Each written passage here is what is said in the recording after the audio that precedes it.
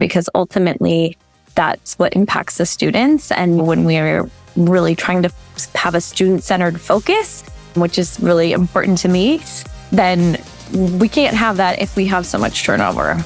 Ultimately, we want the kids to benefit from continued services and that continuity in their teams that are working with them. Hello there, and welcome to today's episode of the Easy EdTech podcast. If we haven't met before, my name is Monica Burns. I'm a former New York City public school teacher, and I've been out of the classroom for a few years, leading professional development for educators and writing about all things EdTech on my blog, classtechtips.com. You might be used to joining me on Tuesdays for new episodes of the podcast, but today I have something special for you. It's a bonus episode in partnership with BlazerWorks, and I'm excited to bring you another special bonus episode this fall on a Friday, in addition to our regular Tuesday episodes. Before we jump in, a quick reminder, you can head to my website, classtechtips.com/podcast for all of the show notes and resources from today's conversation. And if you're listening to this episode on a podcast player like Apple Podcasts or Spotify, you should see a link in the description. You can click on it as you're listening today, and it'll take you to all of the resources I mentioned. This episode is sponsored by BlazerWorks, a special education advisory service provider with over 3 decades of experience in the education industry. BlazerWorks' mission is to elevate special education in the United States by providing advisory services and support to districts and school-based professionals.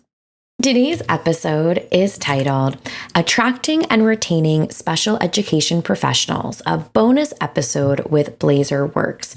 Now, this is a topic that I'm so excited to explore today with Erin Hoganson, the Special Education Advisor at BlazerWorks. For those of you who have followed along with me for a while or have connected with me in person at an event, you might know that I taught elementary school, upper elementary school for several years.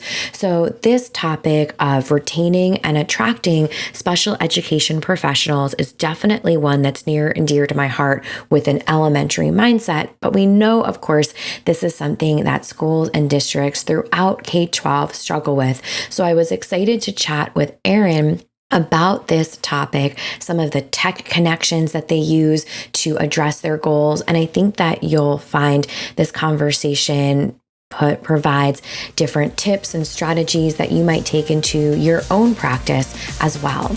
Let's jump into the conversation. Welcome to the podcast. I am so excited to chat with you today all about this idea of helping school districts attract and retain those hard to fill positions, right? Special education positions specifically. So as we get ready to talk about that topic, would first love for you to share a bit about your role in education. What does your day-to-day look like? Yes, absolutely. Thank you so much for having me today, Monica. I'm really excited to be on here and chatting with you. So I started my career as a paraprofessional, and I did that for about 8 years, and I thought I wanted to become a special education teacher. And then I shifted to school psychology because it meshed my love of psychology with working with kids, but also I was at a point where I wanted to maybe take it further at some point. So I went that route. And then through that time, I worked with a variety of ages, preschool to post-secondary, a lot of different populations. And I definitely really found that love for elementary. And so I stayed there for quite a long time and worked as a program specialist and a coordinator. So various roles throughout my time. And so I really got to see a lot of different angles of working in special education. And yeah, here I am. I joined this team about a year ago, and I was excited for this opportunity to really be able to impact in education on such a broader scale because I worked on one district in one area for a very long time.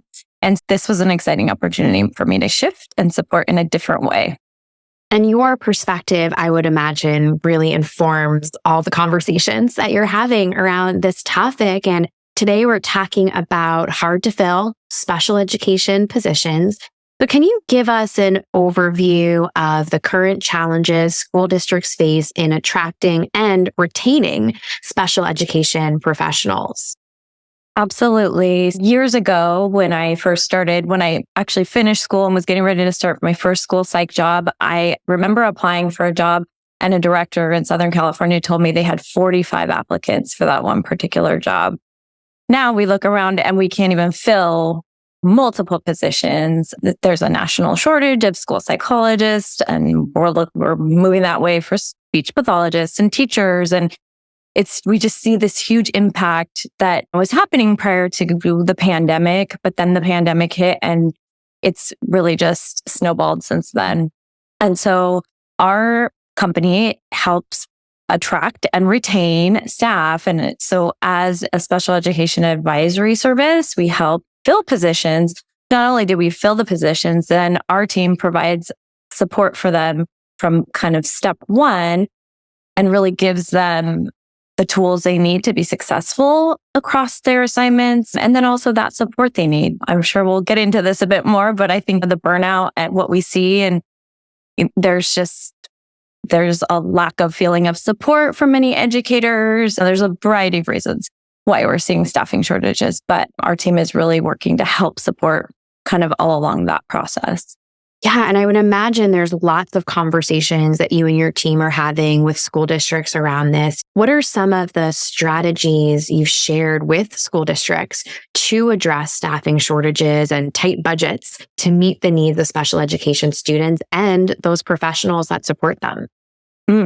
Yeah, great question. There are many different things that we're helping with. And because we're a multidisciplinary team and we're supporting across the United States, we really get to see maybe what some states are doing that's been successful, and we can share that with other districts that we partner with. So really, sometimes it really starts with finding the right fit candidate for the right fit position. So we really will help our recruiters understand maybe the different terms and programming that are in schools, so that when they're talking to a candidate, they're able to give a candidate a real picture of, okay, you may walk into a classroom where kids are aggressive, or you may walk into a classroom where kids have significant medical needs. And so it really starts with that piece of kind of matching the right candidate to the right position, which helps the district retain that person and then hopefully continually keeps them to come back the next school year. And then we also really provide them with a high level of support. So really we meet the candidate where they are. If that's just a phone call or a text message, that's okay. And then we have candidates who want to get on Zooms or even meet us in person. We're able to do that. Because we've expanded our team, we're across the U.S. There's 30 of us across the United States. So we can visit school districts to provide that support for candidates that sometimes really need that in-person connection. And then we can do that in a lot of different ways. We can do just a quick one-time support them with something, or we can do an ongoing mentorship, which we have seen a lot of our kind of new grads that came out of school during COVID really just need more support because now they're in it and it wasn't what they got out of school. So yeah, definitely a lot of support needed. That's such a great point about the remote learning connection for those graduates who are coming in and maybe had a different kind of practicum experience than someone right in a different setting or a different couple years of going through their schooling. And as you were talking there, just imagining all the ways that you're leveraging technology to foster those connections, right? It's so wonderful when you have the chance to be in person or side by side or shoulder to shoulder, right? As we sometimes say, for that support, but then the ability to have that text messaging, to have those Zoom or video conferences, even like we're talking today, right? Mm-hmm. That's just, it's wild to think about how that support has shifted so greatly just in the past decade, let alone the past few years for educators. Absolutely. I would say primarily we do a lot of Zooming with our candidates and our school districts. So we are also creating and presenting professional development for school districts. And it is pretty amazing that we can present via Zoom and really be able to support so many districts. And one day we may support multiple districts across the United States with that technology.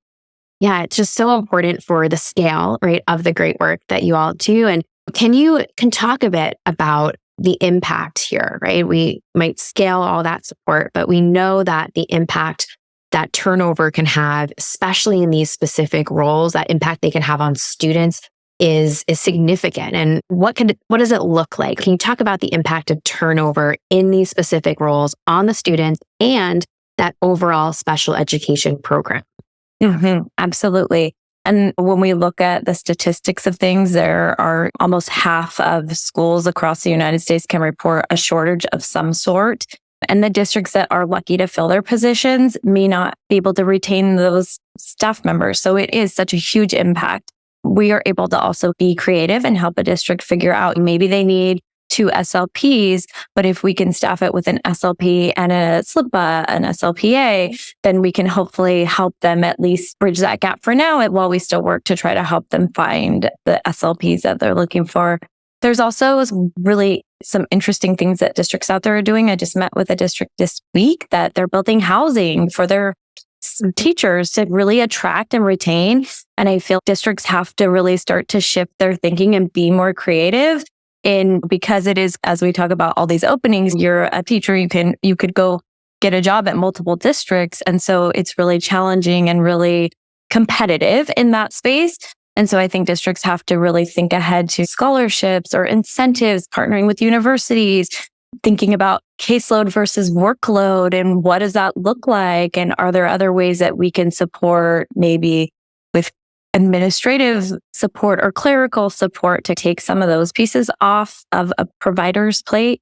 So we really love to get in there and work with a district and problem solve and figure out, okay, what are your unique needs? What can we, highlight about your district to bring people in? And then what can we do to keep them here? Because ultimately, that's what impacts the students. And when we are really trying to have a student-centered focus, which is really important to me, then we can't have that if we have so much turnover. Ultimately, we want the kids to benefit from continued services and that continuity in their teams that are working with them. Those interrupted services, right? A lot of people moving in and out of roles, right? For some of the reasons that you talked about already, right? Even getting someone there in the first place could be really tough, right? You might have openings in the community you currently live in, but even as you are talking about the housing component, right? That creative thinking to say, how can we set up everyone for success that we're bringing in or attracting those quality candidates? And there are, it sounds like, a lot of creative conversations happening in places that have unique needs that might be different than a school somewhere else. And just making sure that everyone is able to get in there, if you will, so that turnover isn't happening at quite the same rate. Absolutely. And another kind of thing that just popped into my mind, our company does have a teletherapy component, a whole department or brand that does teletherapy.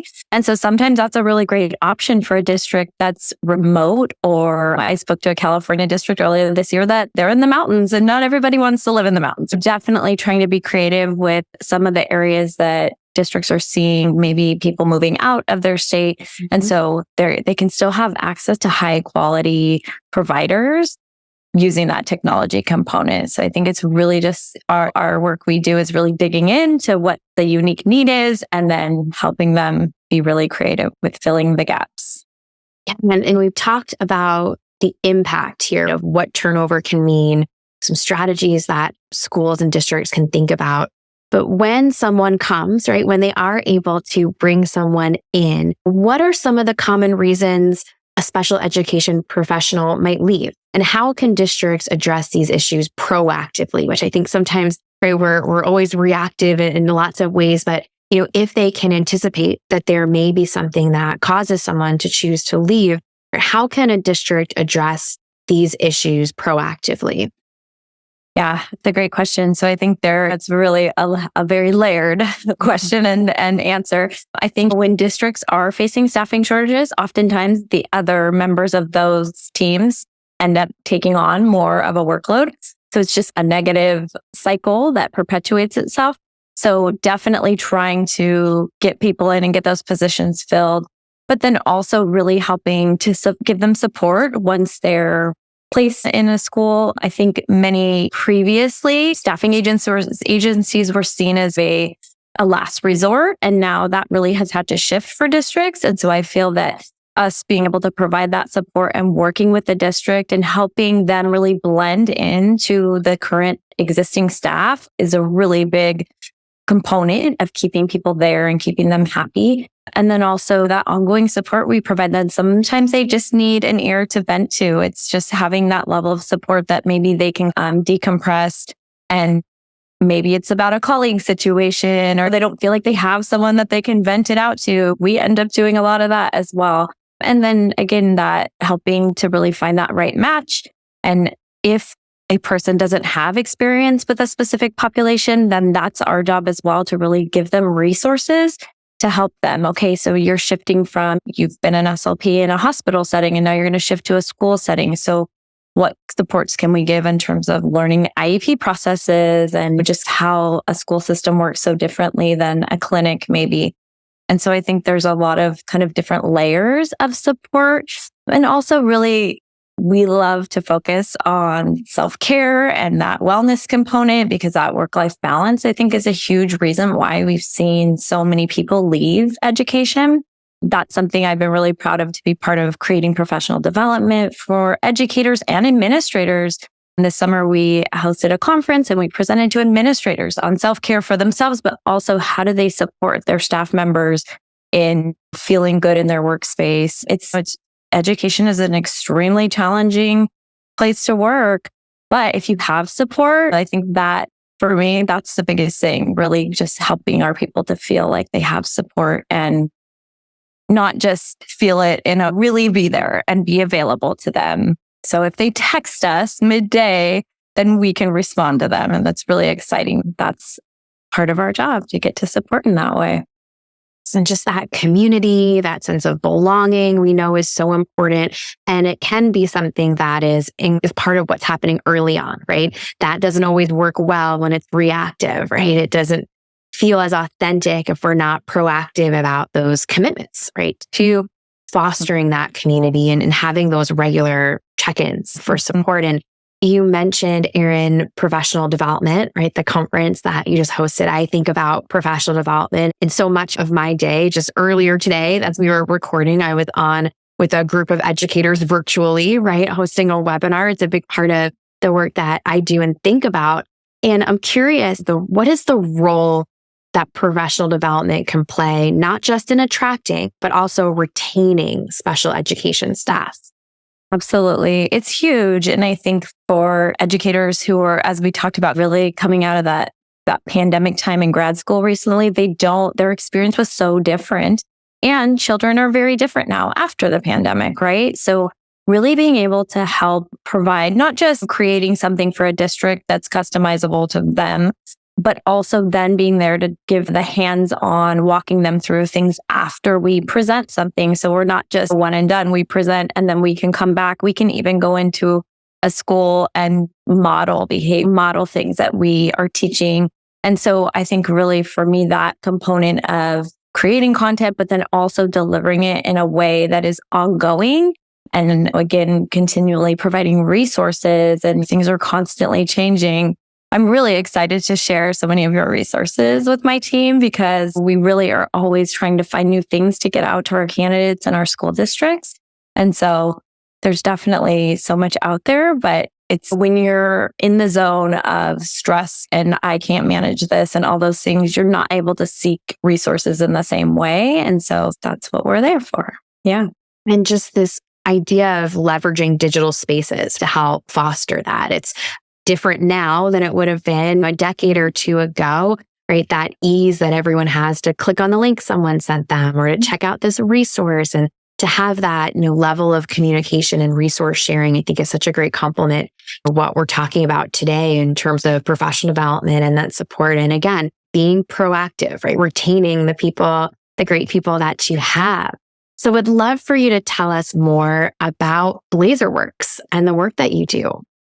Yeah, absolutely. So BlazerWorks is a special education advisory service. We partner with school districts across the United States to support with their staffing, and then also Our part of the group is the special education advisory team. So we have a multidisciplinary team of educators. So we have school psychs, BCBAs, special ed teachers, SLPs, OTs, an AT specialist, an AAC specialist. We really tried to build a very diverse team to support our educators that are out across the United States, and then also support the districts that we partner with. And so we are also able to support if a district that we partner with has a staff member who's struggling, even if they're not a candidate of ours, we can support them as well, which I think is really, our goal is really just to take some of that off of the plate of the school district directors and program specialists and people that are really traditionally involved in supporting the candidates and the teachers. And so that's one big component of what we are aiming to do. We're visiting school districts. So I've been a part of many school district visits across the United States. We are almost to 500 visits for the year, our team, which is really exciting considering we're a pretty new team. And so really we go and we meet with the school district and we find out how are our candidates doing, what they need support with, what's unique really to their state, their county, their city. Every district across the US has just different challenges and different strengths. And so we really then come in and try to be creative and help solve or resolve some of the situations and difficulties that they are seeing. And there are many commonalities across the US, of course, but every district is unique. And so it's been really great to learn about so many districts. And then, as I shared earlier, taking some of that information and maybe bringing it to a district in another state. Have you thought about this solution? Have you thought about this creative way to fund something maybe? Or as I mentioned earlier, kind of caseload versus workload, and that looks different everywhere, but then we can bridge that gap and help support in that different way. So this has just been such a great conversation, Erin, for getting everyone thinking on not just the filling piece or finding and attracting great staff members, but also the retention component. So both of those going hand in hand with all of the supports that you all offer. And I will, of course, make sure to link out so anyone listening can find you, can connect with the team and all of that. But for someone who might be on the go, walking around, listening in, making that mental bookmark, tell people where can they connect with you and learn more about your work? Absolutely. Yes. So we have a website, BlazerWorks.com, but we are also on Instagram and LinkedIn and Facebook. So a lot of the different social media outlets. And we actually, again, as I said, we create professional development. So you may see us posting at conferences or webinars. And then also we do write some blogs and some of those things. So we definitely try to get that out on like our LinkedIn and website platforms for sure. I will make sure to link out so anyone listening today can click, learn more, right in the show notes, all the information. Thank you so much, Erin, for your time today. Thank you so much for having me, Monica. I appreciate it. Thank you for tuning in to this informative conversation with Erin from BlazerWorks. Let's finish up this episode like we always do with a few key points to make this EdTech easy. Create a sense of belonging in your school community. Look for ways to be proactive to address educator needs. Use tech tools like messaging and video conferencing to support educators. Examine the role professional development can play. Remember, you can find the show notes and the full list of resources from today's episode by going to classtechtips.com/podcast and finding all the ways to connect with the team at BlazerWorks too. Again, a big thank you to our sponsor for this episode, BlazerWorks. To learn more about BlazerWorks, please visit www.blazerworks.com. If you're listening to today's bonus episode of the Easy EdTech podcast on your favorite podcast player, maybe it's Apple Podcasts or Spotify, don't forget to hit the follow button. It's totally free to follow along. And when you do follow, then the podcast episodes, each one that comes out every week, will download for you automatically so you don't miss a thing. And if you're feeling extra helpful today, if you have an extra moment, please leave a rating or review of the podcast. It helps other people who are searching for topics like education, ed tech, or even special ed find episodes like this one.